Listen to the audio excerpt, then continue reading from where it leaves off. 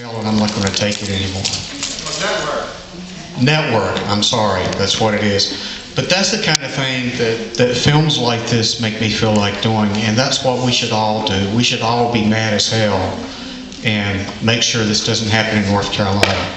So with that, I'd like to introduce the Raging Grannies. They're going to sing 2 songs for us, and if the panelists would find their way up here while they're doing that, that would be great.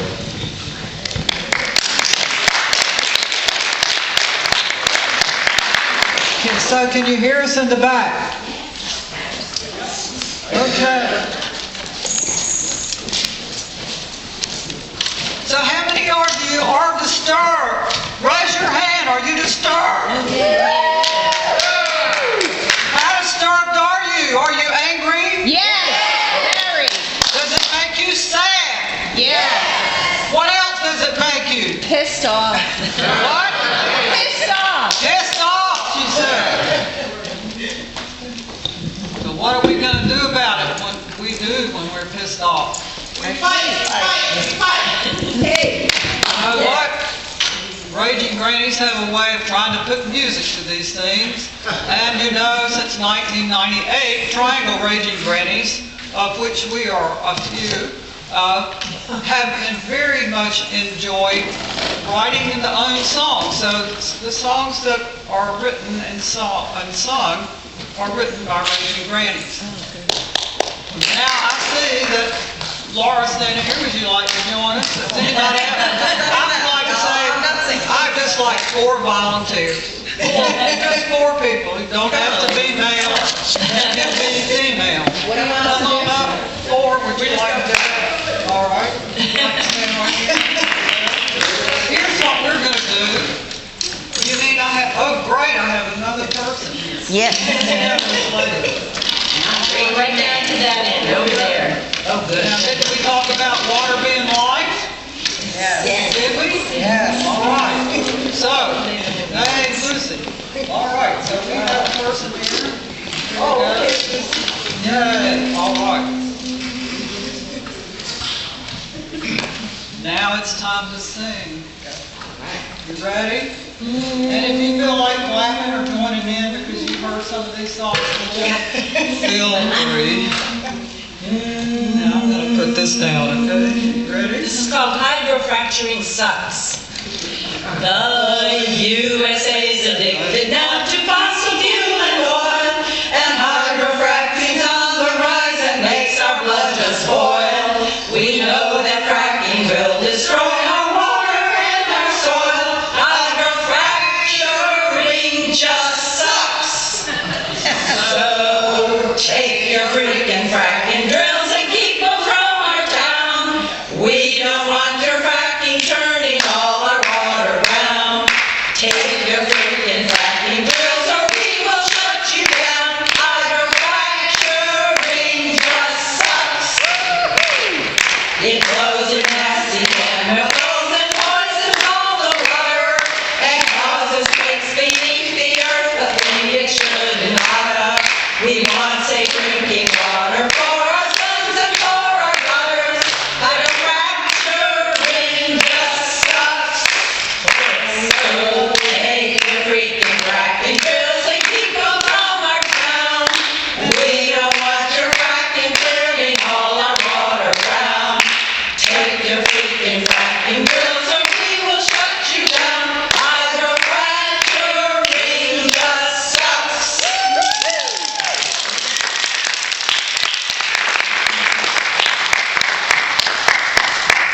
All right. And you are privileged to have the view. Is that what we call it? Privilege? So we're going to try a new song. I mean, it's new to us. But in fact, we have known as a country, we have known as a country, and we have known as in most other parts of the world that methane is a huge part of climate change. It's changing everything. Yes. In fact, it may be the reason for the next extinction. So, I invite you to clap with us as we sing World Heat. You ready? We've got world heat. We got world heat. We got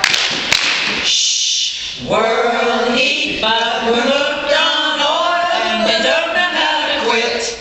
The climate is disrupted. I'm more than just disgusted. The Arctic ice is melting fast. The storms are terrific. Goodbye, South Pacific. And old Bangladesh will never last. We got world heat. We got world heat. We got world heat. But we're hooked on coal and we don't know how to quit. We watch the weather worsen. The farmers are a-cursing. The drought is doing in their crops. But there it's raining madly, with floods rising badly, till the water hides streets and car tops. We've got world heat. We got world heat. We got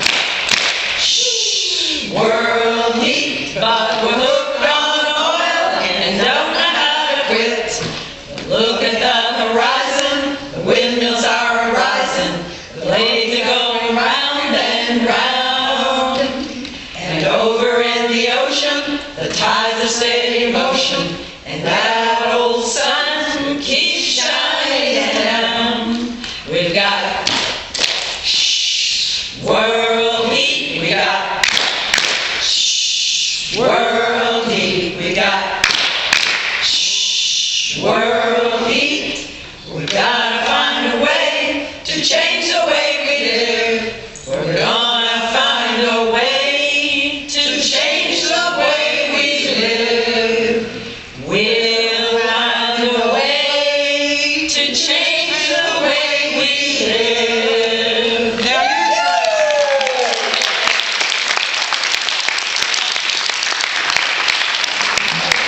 I invite you. Okay. No, I'm just inviting you to keep the sign, and thank you very much for volunteering. There are more yard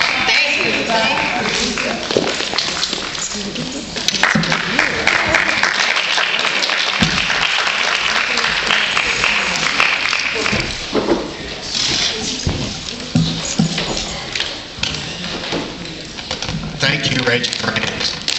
It's always a pleasure to be in their company when they're performing. Always interesting. We have some very good panelists to talk today, and they're going to speak for about 8 to 10 minutes each about some specific issues related to fracking. Elaine Kiosa, Hall River Assembly River Keeper, she's going to be talking about environmental issues.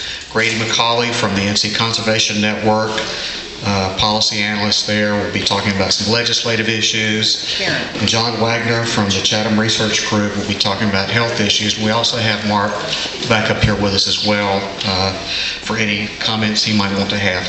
And after they have a few minutes to speak, I would ask that you hold any questions until they're done, and then we'll have a question and answer session for about 20 or 25 minutes, and we'll take it from there. So, Elaine, if you'd like to get started.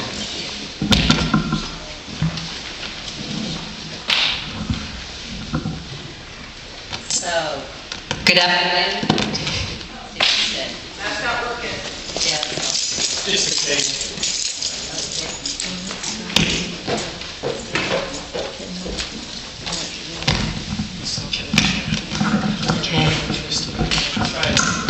Okay.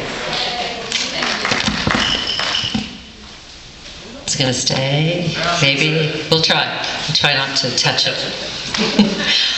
So yes, I'm Elaine Kiosa. I'm the Hall River Keeper with the Hall River Assembly, which you know is the river just to the west of us here and the top of the Cape Fear Basin. So my river does include areas that could be fracked where there is shale gas. And before I talk about these environmental issues, I just want to say, I want to make sure everybody knows that we still are not allowing fracking in North Carolina simply because there's a moratorium that was put in place in 2012. The legislature, this microphone is falling down, I'm afraid to touch it. Maybe you can still hear me. So we had laws in place in North Carolina that prevented fracking, and those were all repealed by the legislature. Thank you. A little bit lower. Lower? Yeah, a little bit, right there. Perfect. I think it's good. We'll see what Gonna fall again? I don't know. So they repealed those laws. They formed a mining and energy commission and to make regulations about fracking. So no permits, no fracking in North Carolina right now, but could happen very soon, perhaps the end of this year, 2015. And Grady's going to speak to you about legislation, but I just wanted to frame that we aren't seeing fracking rigs yet because of that, and the fact that people have really pushed back against the oil and gas industry in this state. So we deserve a lot of credit for holding it off as long as we can. So very quickly, as the Haw Riverkeeper, as any riverkeeper, water issues, of course, are the big one that I'm concerned about. And it's okay. I'll just move it from time to time. So the big issues that we're really concerned about with It will not fall down anymore. Shut it down. that's a pretty big guarantee. All right, it's kind of move it this way a little bit. We can do whatever you want. Just over to it. Maybe I should just hold it. Why don't I just hold it? Yeah, let me just hold it. That way we won't have to do any more of this. Yeah. I'll take it off. Yeah, yeah. Sorry, everybody. Sound guy here. At least I don't have a computer with a laptop and a projector that also is messing up. Okay, so the big water issues first, and I'm going to just say a few things. I don't want to talk very long. You just saw a fantastic film that really laid out everything about fracking. So I just want to take a quick look at North Carolina's water issues. So, oh no. Yep. There we go. So it takes about 3 to 4 million gallons for each frack and we're going to get that water. And we're looking at Jordan Lake, Falls Lake. There is no extra water in those lakes. Those are all allocated for drinking water as we speak. But North Carolina has very poor water right laws. Basically, you can just take a tanker truck and start pumping water out of any creek, any river. The triggers that drought that stop that, nobody's watching. Very, very lax. So we would really be facing a lot of issues, I think, in terms of drying out creeks and rivers in our state. The second big one is the contamination that we heard about, and the Piedmont of North Carolina has a particularly fractured geology, a lot of dikes and fault lines. We would be very concerned, and it's a very shallow shale basin. All the problems they've had with contamination from fracking in Pennsylvania, those are at more like 7,000 feet down, those fracking drills. Our layer of shale is more like 2,000-3,000 feet, even coming all the way up to the surface. So it's intersecting with our groundwater table. The disposal of this wastewater, no one's figured that out in the United States yet. This is very, very close to what we see with nuclear power. What are we doing with that waste? We don't have a solution for fracking wastewater. And we don't have any way to treat it in wastewater treatment plants.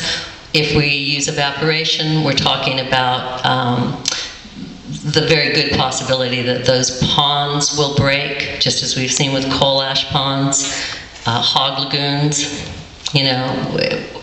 Why would we trust them? And you're creating air pollution as you evaporate that water. All the chemicals that are in it are evaporating. the underground waste injection, which wasn't really talked about in this film very much, but that is one of the main ways wastewater is being disposed of. You just drill a really deep hole, thousands and thousands of feet into the earth, and pour all the frack wastewater into it. Nobody thinks that sounds like a good idea. And that's what's been most associated with earthquakes that you've heard about in places like Ohio and throughout other parts of the world.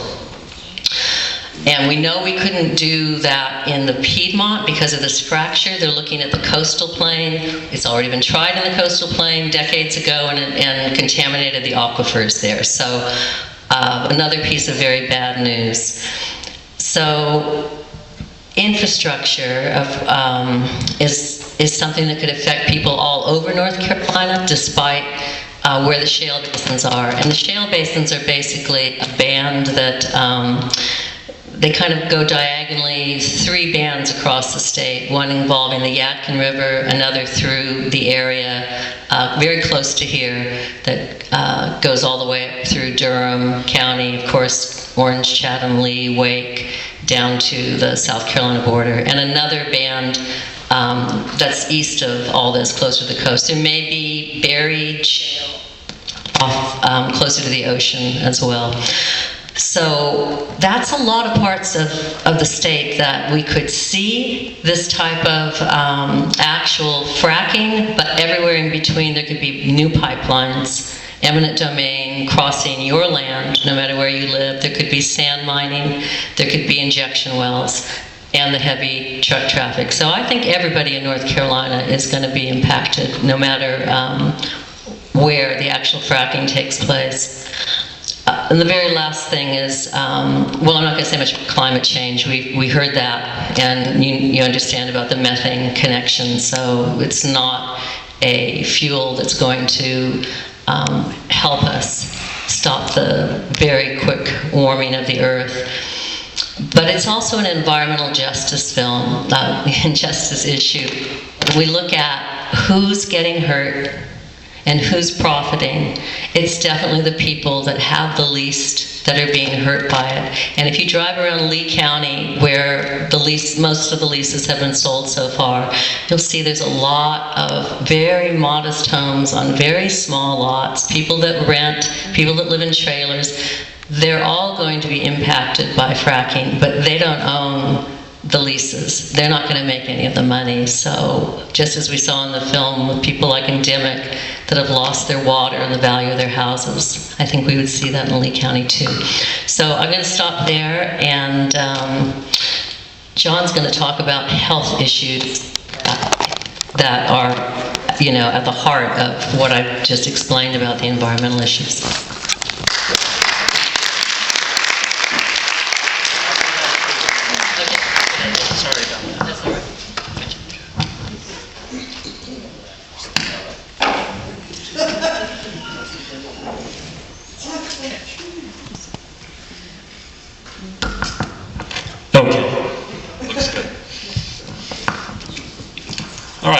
Thank you very much. My name is John Wagner, and after a film like that, there's not a whole lot to say about health, but I'm going to do 3 things. 1, talk about a specific syndrome that wasn't touched on much by this film, and 2nd, give you some ways to think about categories of how fracking affects health. And then 3rd, because discussing health issues related to fracking is a pretty depressing topic, I actually have some good news, and I'll end with that and then pass it on to Grady. So the syndrome, this is coming from Wyoming, and so when you hear the word Wyoming and high plains, just in your mind substitute North Carolina and Piedmont, and this is what we could be getting. I'm going to be paraphrasing from a book about a worker that was killed. It was written by Alexandra Fuller. And she says, "Since it's nothing new, There is a name for the depression and lawlessness that comes to communities that have been blessed with the dubious gift of nearby mineral wealth. It's called the Gillette syndrome. The psychologist Eldor Kors coined the term in the 1970s and popularized it in a paper entitled Social Consequences of Boom Growth in Wyoming, in which he describes the ills then being visited upon the coal town of Gillette, Wyoming. A boom town, he explained, experiences an increase in crime, in drug use, alcoholism, violence, and the cost of living, and a decrease in just about everything good, except arguably money for a select few. But identifying your history, as Eldor Keynes did, doesn't stop you from repeating it. So if you were to look at a map of Wyoming around 2007, and if that map showed all the mineral leases in the state as a red dot, the map would show up as if drenched in blood. And to staunch the flow of carelessness, they've had to build a new 50-bed jail, a new courthouse, and a new drug rehab center. Who else to cater to all the new methamphetamine addicts speeding to stay on top of 12, 18, 20-hour shifts? And by the way, truckers in the oil and gas industry are exempt from the normal fatigue laws, and they're allowed to be on the roads longer and do that after working all day. So they do tend to look for that type of help.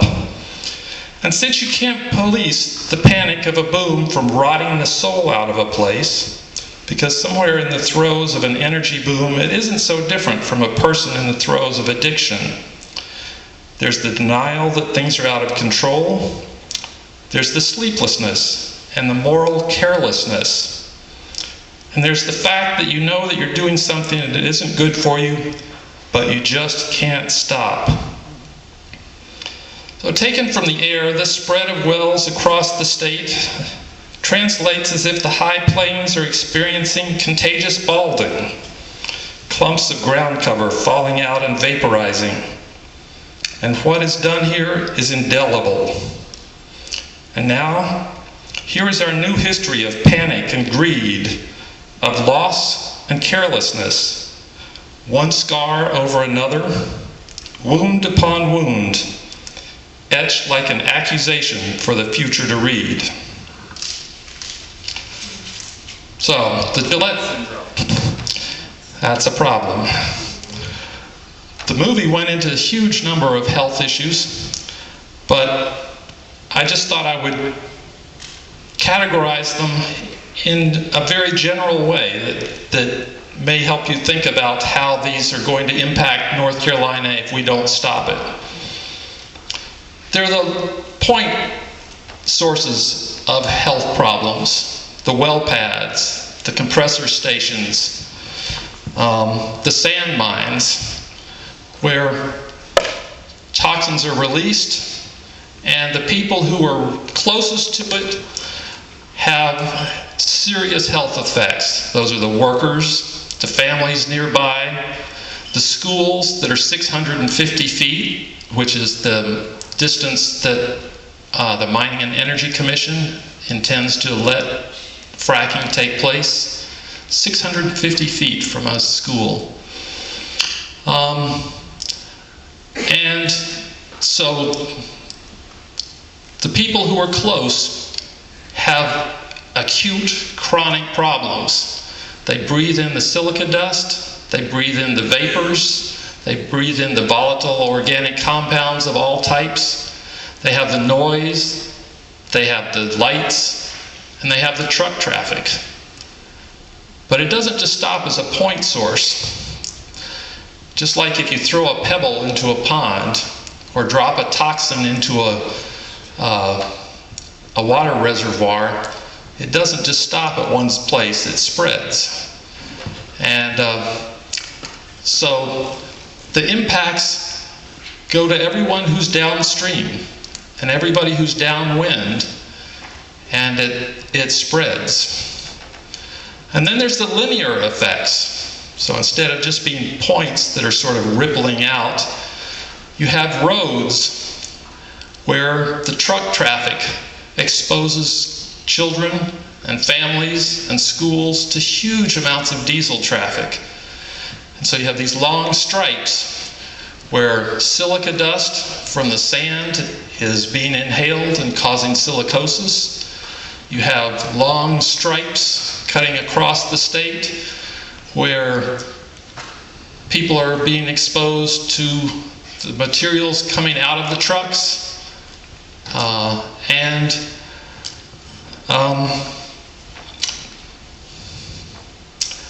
So you've got the linear impacts. And finally, you've got the impacts across time. And those are the things that are going to affect our children and future generations. And something that wasn't mentioned in the film is that a lot of these toxins and endocrine disruptors are absorbed into body fat. And women proportionally have more adipose tissue than men. And so in their bodies, they have a higher level of these toxins. And those toxins in their tissues tend to get released at 3 times. 1, when they lose weight, it releases the chemicals into their bloodstream. But more importantly,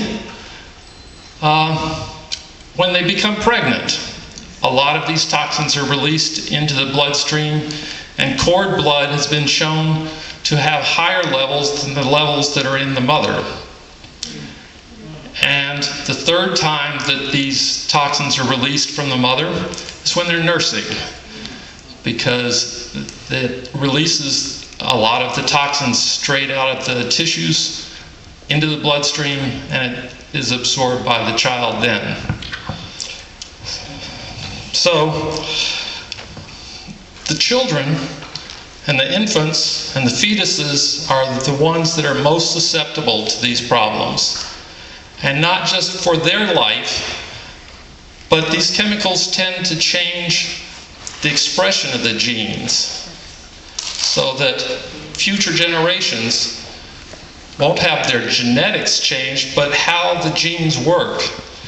And those effects are being learned about now, and they tend to go for multiple generations, where the impacts on the child get passed to their children and their grandchildren and their great-grandchildren. And we don't really know how far past that. And so every effect that you saw in this movie is worse for children because they're growing and their bodies are developing, and especially the brain development is really affected by the neurotoxins that are involved in fracking. So, on to the good news. First piece of good news is it hasn't started yet in North Carolina. We have a chance that these people didn't have, and Love Canal didn't have, which is to stop it before it starts.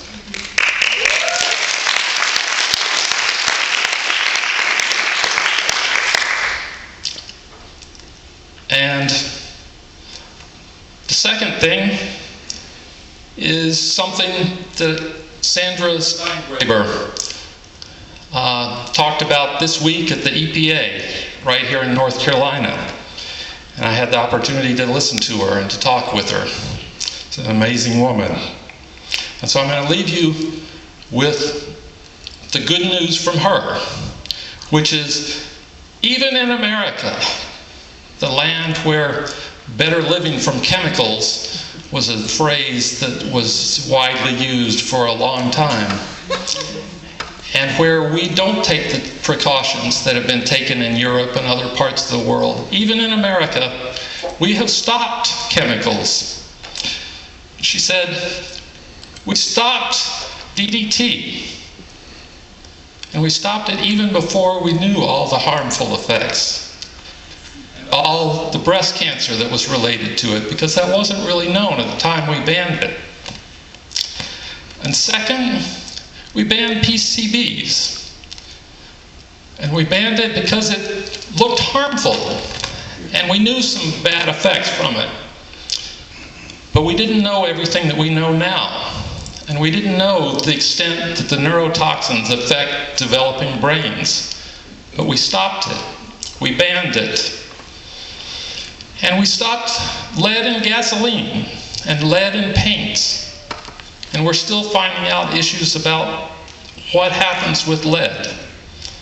So those are major things that this country said no to. They said, this is worth stopping. And we have a chance to do that with fracking. And it's a little different, because we're not talking about one chemical, we're talking about a chemical soup. A chemical cocktail that's a mix of these things that all interact together. And we don't know all the health effects. There are a lot of studies being done now. Finally, there are a lot of scientists studying it. And there's a fabulous new website that's available. That's the Physicians and Scientists and Engineers for Healthy Energy. Has collected peer-reviewed scientific articles, and I highly recommend that you go to their website and take a look. It's psehealthyenergy.org.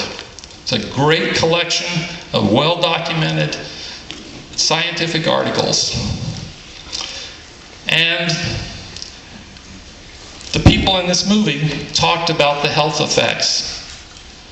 And science is starting to really show where these are coming from and why they're happening. But we don't know everything. The health effects are going to last for decades or centuries. And even though we don't know everything, we know enough. And so, just like DDT and PCBs, we can ban this industry and we can ban their collection of toxins and say no to fracking. Thank you.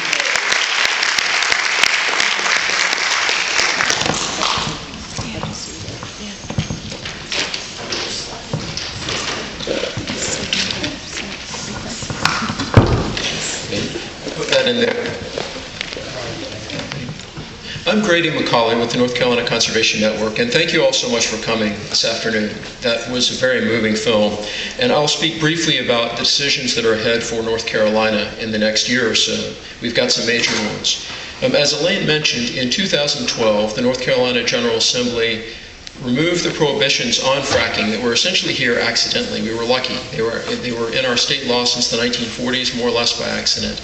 The legislature removed them in the 2012 legislative session and put in place a prohibition on the issuance of permits to do fracking until a regulatory process had finished, a rulemaking process had finished. That process is ongoing. The legislation in 2012 overhauled an existing mining commission and turned it into the Mining and Energy Commission. That commission has been writing rules.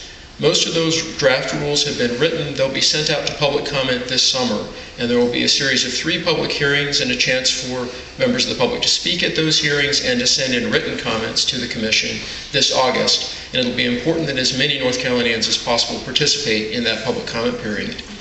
The legislation from 2012 then calls for the General Assembly to take up the question of whether to eliminate that moratorium and let fracking permits be issued in the 2015 long session, so next spring. I will say that as someone who's been watching the Mining Energy Commission write these rules, I think many, maybe most of the commissioners believe that they're doing the best they can to control the impacts of fracking. But I will also say, as someone who's read these rules, that all of the impacts that you saw in this film, I believe either because the impacts haven't been dealt with at all in the rules that are being written, or because the commission did what it felt it could but wasn't willing to take a stand if that meant fracking couldn't happen. And many of these problems don't have solutions. Like, what do you do with the waste? There is no safe solution for that. They ultimately haven't been willing to say, okay, then we don't frack. So the rules we're getting would allow, I believe, every one of the impacts that we've seen. in greater or lesser degrees. We may see, I will say, we've got the public comment period for the rules in August. I will say that the key decision is the decision the legislature makes in 2015. We will likely see legislation in the 2014 short session that begins on May 14th, Wednesday, May 14th, and it's probably going to last about 2 months, 8 weeks or so. The legislature, this session is pretty important. When the legislature in 2012 eliminated the essentially prohibitions in state law on fracking, it also passed a prohibition on local ordinances that ban fracking or have the effect of banning fracking. That's significant because, as you saw, many of the victories that we saw in the film were caused by this groundswell of citizens feeling concern were enacted at the local level. They were municipal bans. In North Carolina, our municipalities may still do that, and it sends an important political signal to our state leaders. But those bans will be struck down in court, probably. Now, there may be litigation over that because there's a provision of our state constitution that can be read to give them authority the legislature can't take away. But the legislature has so far taken that authority for local bans away. And that means that the state fight really matters, both in the rulemaking process and then in the legislature in 2015. What might we see in the upcoming legislative session this summer? Well, since the legislation passed in 2012, the governor and the North Carolina Senate have both tried repeatedly to throw open the doors of the state to fracking right away, to get rid of that prohibition. They tried this last session. They tried it in a bill, Senate Bill 76, that eventually passed in much milder form. The governor tried it on the last day of the session, and the House said, to its credit, the House said, no, look, when he passed that in 2012, we promised the rules would be done, and our legislature would look at the rules before we decided to lift the prohibition. The key person on that is a Representative Mike Stone, who's from Lee County, so it would be in his district. He believes in fracking. He believes it could be good for his county, as I do not. But he's not willing to jump what the legislature promised. They want to get through the rules first. So what to look for in this short session is proposals from the Senate to go ahead and open the doors right away, even though the rules aren't finished. Proposals from the governor, which I think will probably be framed, he did this last weekend speaking to a conservative leadership conference, be framed as opening the door to allow experimental drilling. But what you have to know is that if you do that, you're opening the door to drilling. In this case, there isn't a difference. On the House side, I think it's going to be more nuanced. Look for proposals that have some things in it that are additional safeguards. There are things that any right-thinking person, if we have to have fracking in the state, would want, but tied to some things that none of us want. And I'll mention 2 of them to be on the lookout for. One of them is a proposal that cuts the area in which water has to be tested from 5,000 feet. Now, this was in the 2012 legislation. There was a provision that said when a company comes in and drills, it has to test wells within 5,000 feet. And if contamination shows up in those wells, that operator is responsible. The Mining Energy Commission has recommended slashing that to 2,500 feet. And so that will show up probably in legislation this session, and that's just wrong. The second piece is something that the film talked about, compulsory pooling, where you own a piece of land, you own the gas rights under it. Now, there's a separate problem which the film also talked about if you don't own the gas rights and somebody else buys them and drills. But in this case, you own the property, you own the gas, but your neighbors want to drill or they sign leases and the company wants to drill and you don't want to. In North Carolina, we've had, in theory, since the 1940s, the ability for companies to come in and force you to let your land be drilled. But it isn't workable. There are no rules to implement it, and you couldn't, the way it's written in the statute, it couldn't actually happen. It's quite likely that the legislation we see, which will be presented as more moderate legislation, will have provisions in it that would say, well, if that happens, we'll have this safeguard and that safeguard and another safeguard. But the point is, it would make it possible to do it. And that would take away people's property rights. And that on top of all the health impacts, on top of the long-term contamination and the damage to our communities, is another piece that is just, in my view, un-American. To tell people who don't want the gas under their property tapped that it will be against their will. What you're likely to see, what the recommendation from a committee that met to study this last summer was to set a threshold of 90%. Now, the movie mentioned a threshold of 60%. If 60% of the area and the landowners owning 60% of an area want the land to be tapped, the gas to be tapped, the owners of the other 40% would get pulled in. The recommendation from the committee in North Carolina was it'd have to be 90% of the area, so the owners of the other 10% would get pulled in against their will. That sounds better, but 90% in Lee County is still only 50%, slightly less than 50% of the landowners. It's 47, 48% of the landowners, which means half of the people who get sucked into that don't want to be there. Our position has been that's wrong, and any bill that's got that in it, even if it has some other stuff that we would ordinarily want, any bill that makes that possible shouldn't be allowed to pass. One of the things that was really exciting to me about this film was the constant message that activism works and that you don't have to think of yourself as an activist. You can just be an ordinary citizen who says, look, this isn't right, we can't go this direction. And that, I think, is the most important message I took from the film, is that it is possible to make a difference. In North Carolina, the industry hasn't put the kind of money into this on the other side that the industry has in a number of these other states. And that gives me hope, too. The key is the legislature. The key is senators, North Carolina representatives, feeling that this is a controversial issue, that their constituents don't want it, and not wanting to vote on it. And I really appreciate your time and look forward to the questions.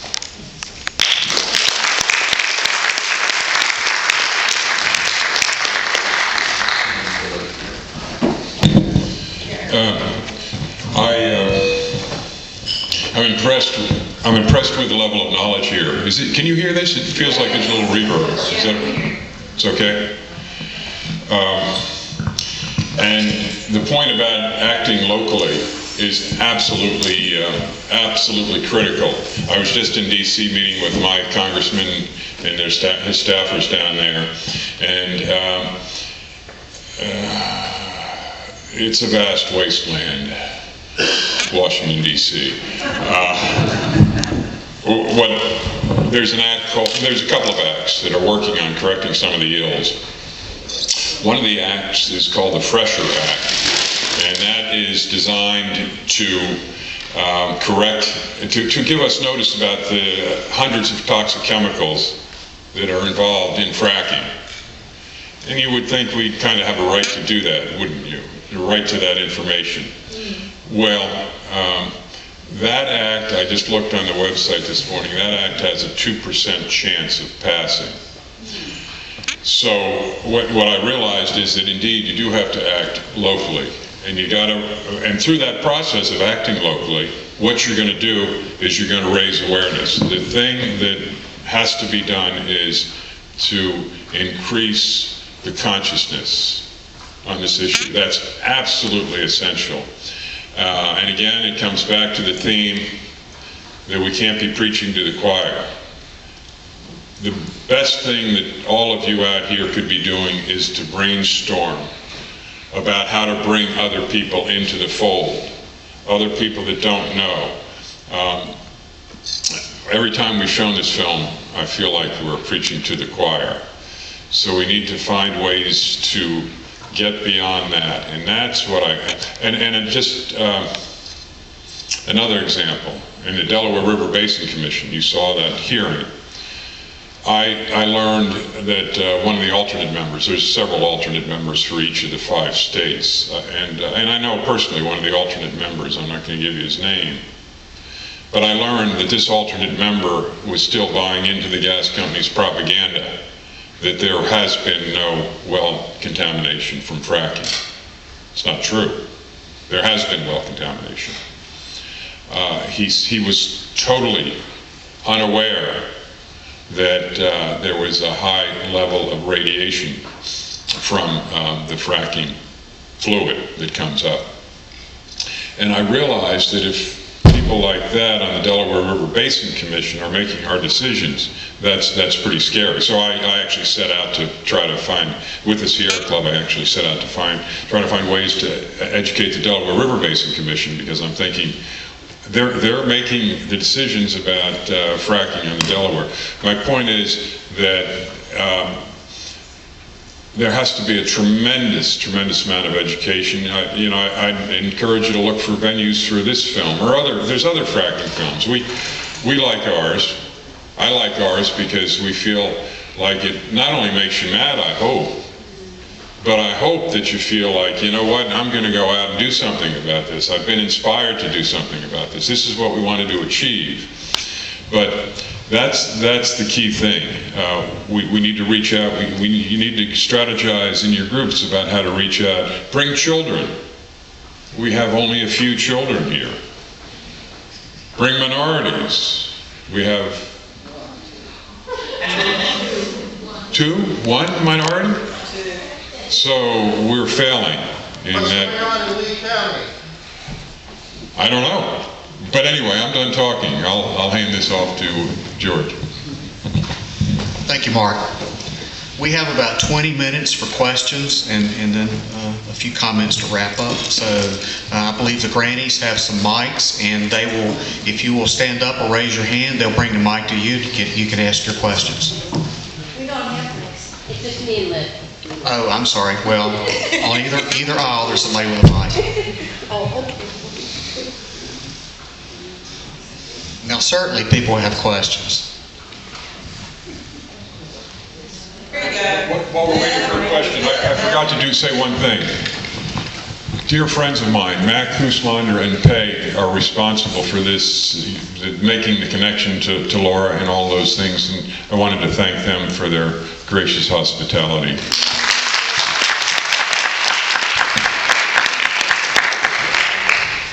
I'd like to ask John to tell us again the name of that website, PSP, and it's about the physicians, scientists, and engineers who have a website with all of the real data on it? Yes, there are lots of websites that have real data. The advantage to this one is it has peer-reviewed scientific articles that groups like the Mining and Energy Commission pay more attention to than other types of facts that they'll dismiss.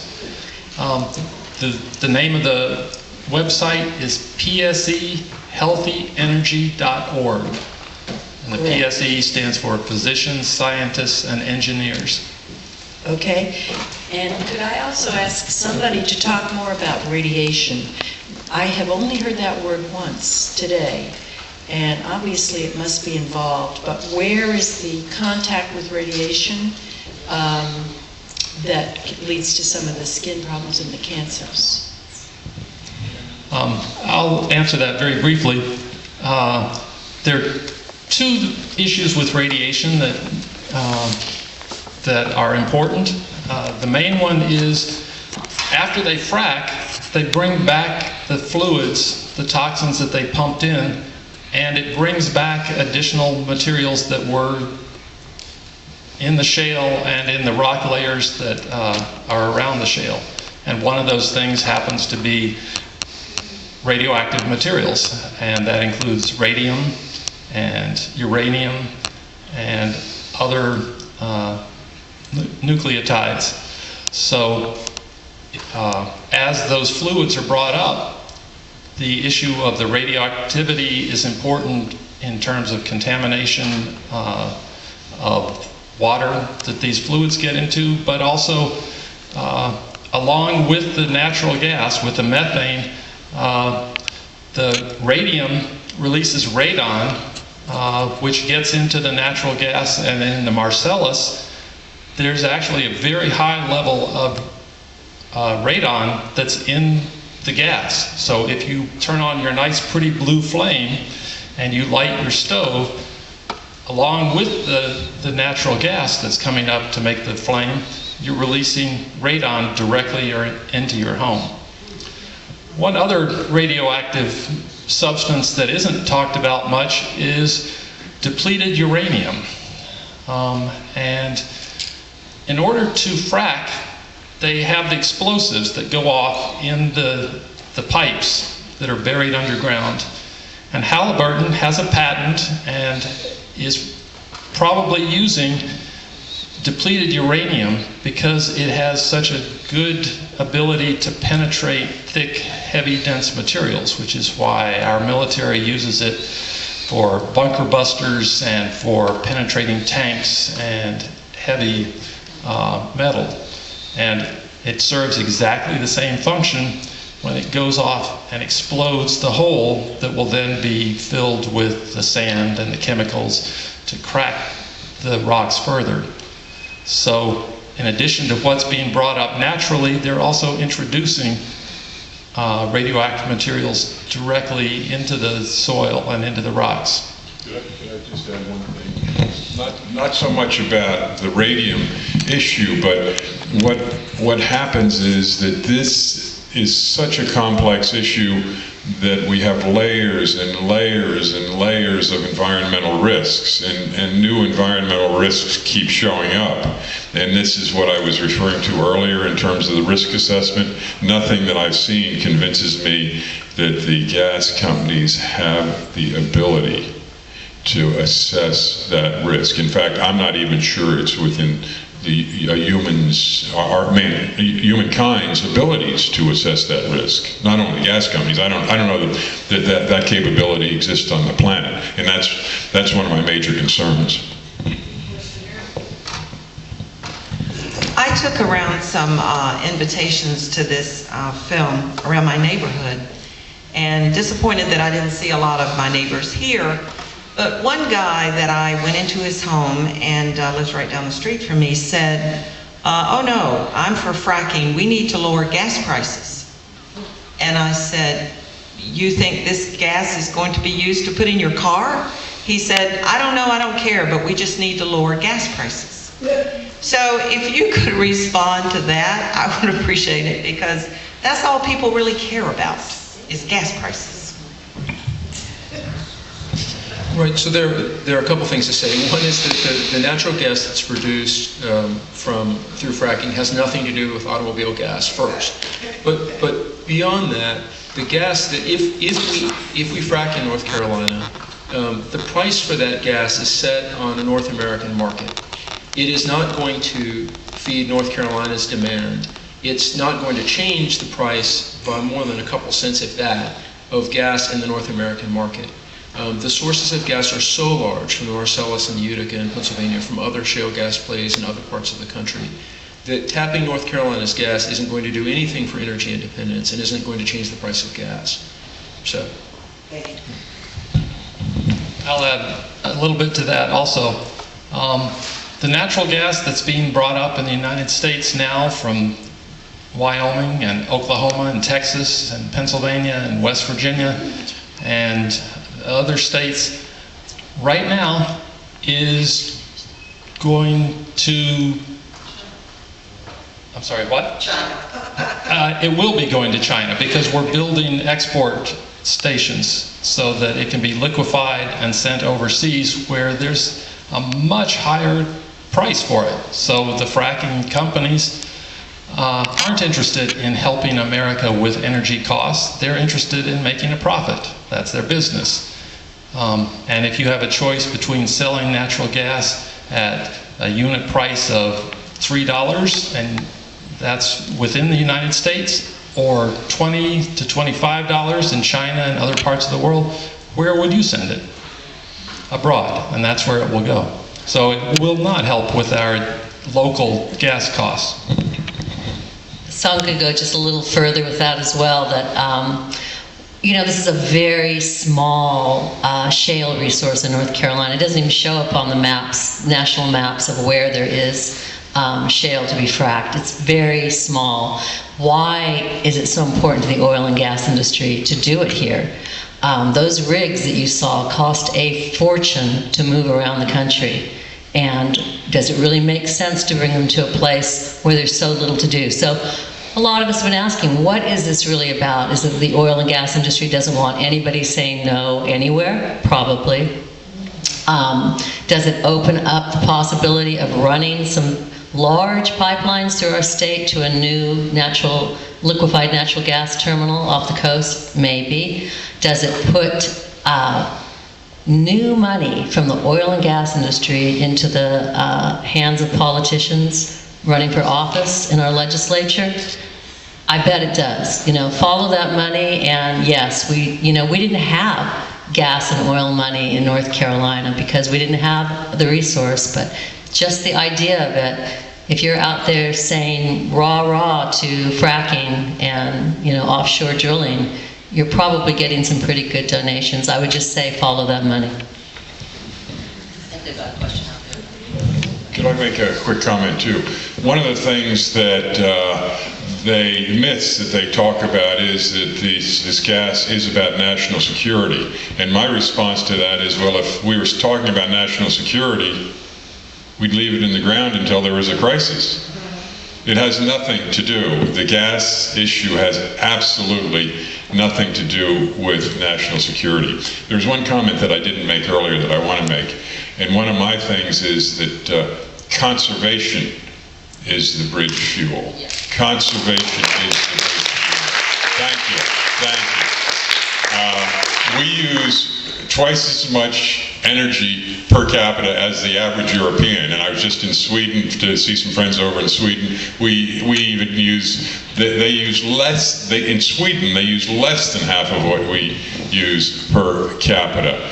And so in my church, we have a thing going in my church where we're talking about trying to list ways in the newsletter to find ways to conserve. And each of us, when I came down here for the 2 weeks, I turned my hot water heater off. And things like, there's a million things like that we can be doing to conserve. And guess what? Our leadership isn't talking about it. We need to get our leadership talking about conservation.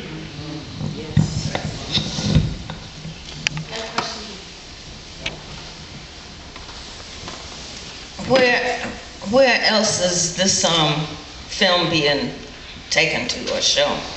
Wherever you want. We have, if you go to our website, Groundswell Rising, you'll see the venues. I said to somebody, if you can find venues over 100, what we're trying to do is we're trying to come along with the film when we can, because then we can create an event, we can help participate in an event like this that will move the thing forward. So it just becomes more, the film's merely a vehicle to have this discussion, which is more important than the film. And so if you can find, there are no venues right now in North Carolina at this time, but we're open. And if you have ideas, we're open. And in a couple of months, we'll have some sort of ability to send out CDs and some other arrangements. But right now we're trying to offer this to people where one of the team comes along and have more of an event-based thing. But go to our website and you'll see some of the other venues. If I may add to that, Frack Free NC is an alliance of 20-some environmental organizations that's working towards spreading the word about the hazards of fracking. And we have a pretty strong campaign to try to connect with every county in the state. And that's an ongoing process, as you might imagine, but we're trying to do that as soon as we can. So if you have some ideas of where this film or anything else could be sponsored, please let somebody know with Frack Free NC and we'll see what we can do about it. Well, maybe I don't need a mic. I have a question. I've got a quick question. So I really enjoyed the film, and there's a particular part of it where you interviewed a gentleman who had worked on one of these wells and all of the health effects that he had gone through, all these detrimental effects. And like looking at these stories of these families that live close to them, I can only imagine that the effects of the men and women who work at a well site or a drilling site are even higher. So my question is about reaching those individuals and about how does this organization create an incentive to even do this type of work when it's so obviously completely detrimental on an instantaneous basis to your health? I don't know that it's detrimental on an instantaneous basis, but people need jobs, and that's what the gas company's whole pitch is, jobs. And so when people are desperate for jobs, they will do what they need to do. And there's other people that we filmed that were equally affected that aren't even in the film. They ended up on the cutting room floor. And you heard the testimony of Rod Brusky about the study of higher incidence of cancer if you're within a half a mile of a well, and those are legitimate studies. I can't totally comment on what drives people, but economics drives people to a large extent. So people do what they need to do to feed their families. Well, interestingly enough, That was pretty much the nature of my question, was about the workers. And it just seems if there are gag orders put out by the oil and gas companies to the victims, that they must have some pretty really rigorous contracts that are signed with the workers.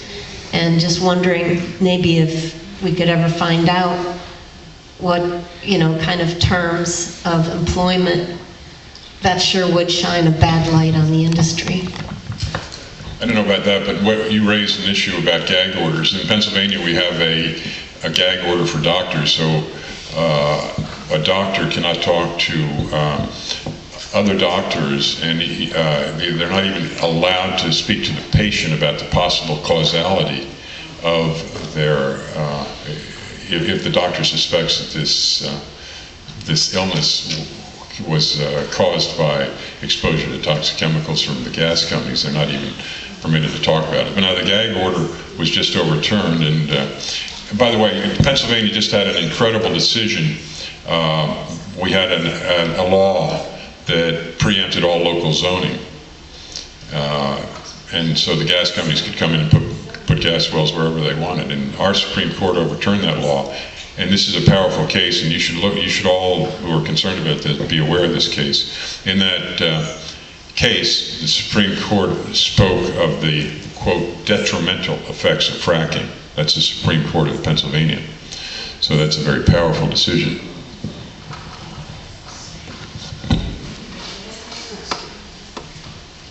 Actually, I just want to make a comment, and that is that even though you're preaching to the choir, you have given us so much additional information to what we have that we can use in our conversations with other people.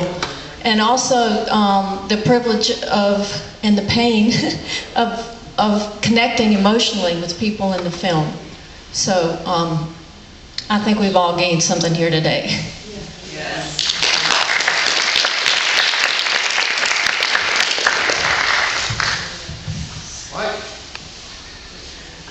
My question is geared towards Grady, but if other folks on the panel could answer, that would be great as well.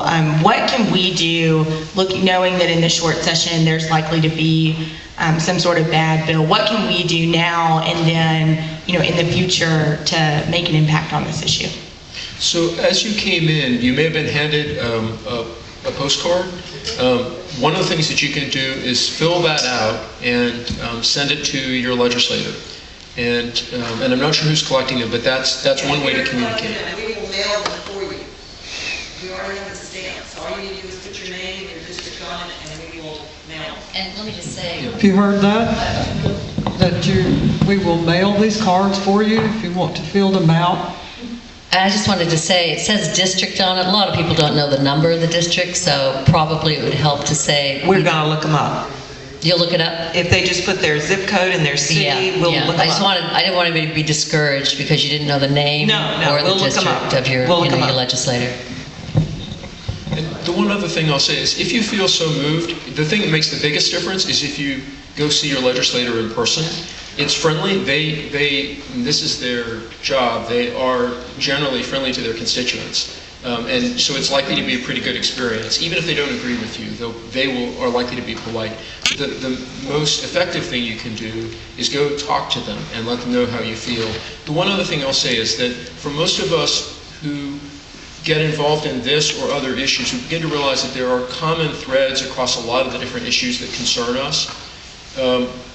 When you talk to a legislator about this, my advice is focus on this. Because particularly if they're a legislator who really needs to hear from you, like they are generally supportive of fracking, they may well hear the way this connects to other issues for you and dismiss you outright, because there's a certain number of constituents they figure they're not going to get your vote, and they start putting different views on different issues together, and put you in a pigeonhole as being part of the constituency that they're not going to get. If you stay focused on this issue when you talk to them, they don't know where you fall on any other spectrum. They just know that you're a constituent and you don't like this. That makes a difference. They have to factor that into their sense of who their constituents are overall, and that there are people out there who really don't like this for solid, reasonable reasons. Let me just add one other possible tool that you might want to consider. I mentioned I was on the way down here, I stopped at my congressman's office, and I sent them a link to the film. That's a link on the intranet. And they'll look at that, and they perhaps will set up a luncheon to see a part of the film, and we won't show the whole film, and have other staffers come in to see the film. And that's a possibility. I may be willing, if you thought the film was a helpful educational tool, and you had a legislator down here that might be really interested in seeing it, we could probably send them a link to the film. Just like anything, things cost money, and putting this on cost money. My question is, if we wanted to donate to some organization, where would you like to see us donate our money? Where would that money go to help the most stop this in North Carolina?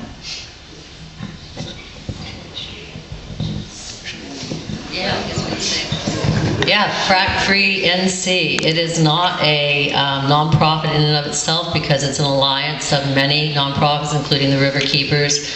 But Clean Water for North Carolina is the fiduciary agent, so that contributions can be tax deductible. So Clean Water for North Carolina is handling the money, but the money all goes out to the work we're doing fighting fracking. So these beautiful yard signs, which Natalie designed with others, were paid for by Frack Free NC. The flyers that we've got going, the costs of various outreach events, rallies, everything we do with Frack Free NC. So go on the website frackfreenc.org, take a look. There's a way to donate right there as well. I think that's the best bang for your buck. It's a lot of grassroots level organizations. We're not talking about big salaries or big offices. It's money that's going directly into fighting fracking. And you cannot be an alliance member of Frack Free NC unless you believe those three words right there. We're not interested in promoting a view that we can do fracking safely in North Carolina, because we can't do it safely anywhere in the world right now. Wait, or ever. Question? Let me just add one thing. And by the way, too, we're a 501c3, and so if you feel inclined, we'd be happy too to have support. But one of the interesting things that I wanted to mention now too is that I don't speak about being anti-fracking only because I'm guided by Mother Teresa. And Mother Teresa said, when asked to go to an anti-war march, said, I don't go to anti-war marches. I have to be pro something. So I say I'm pro-moratorium. Now, what that really means is that they're going to figure it out. They'll figure it out. And but I tend to just feel that Mother Teresa had a lot of wisdom about that. So that's why. And if I walk into a legislator's office and just say I'm anti-fracking, I've already lost some traction. So it's my own thing, and I'm not saying that others should follow that. That's just my style. We have time for one or two more questions. Yeah, a quick one. If the shale play is small here, and if there isn't much money for them to make, and Elaine, you mentioned the politicians and the dole and little industry and all that. What do we know about offshore? I mean, if they go to all the trouble, really, of making all these laws and the mining commission and all that, that seems like that's more than just getting some legal visibility and pushing a national cause. Have you seen anything about offshore? The answer to that is yes. So I think there are a couple things going on with onshore fracking. I think there were a couple motives when legislative leaders started moving that. One of them is, I think, a very cynical motive, which is that they thought this would be a talking point about jobs and energy independence. It's turned out not to be as much of that because it's so controversial and because folks who've got concerns have done a good job of getting the word out. We can do a better job, but I think it's denied them some of what they thought was going to be just a cynical, purely political win. There are some people who are pro-fracking who I think are misguided. I think they're totally wrong, but they genuinely believe it would bring back economic development to Lee County, Sanford, an area that used to be economically stronger and relatively stronger in the state than it is today. I think they're wrong, but I think they are pursuing it because of that. But the transition to offshore, every time Governor McCrory talks about economic development, he talks about onshore and offshore drilling. We don't really know that there's a viable offshore resource out there. The last time it was explored, the technology was a lot younger. But there may well be something out there that would be viable. And Governor McCrory has taken steps to push for offshore drilling. The legislature has done things. They don't really have an ability to affect this, but they've done things to push the governor that he was going to do anyway, and then to try and take political credit for it. One thing to know about offshore drilling is none of that money would come to North Carolina. It's all in federal waters, and federal law would have to be changed. Now, the reason this works in Texas and Louisiana is that they get a share of the royalties.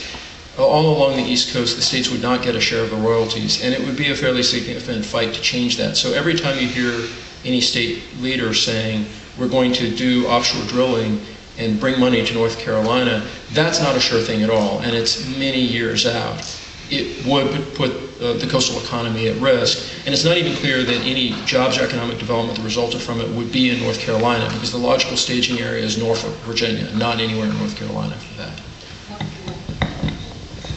One other thing about that, going back to what you said about being for something, we may have offshore resources. It's really not known.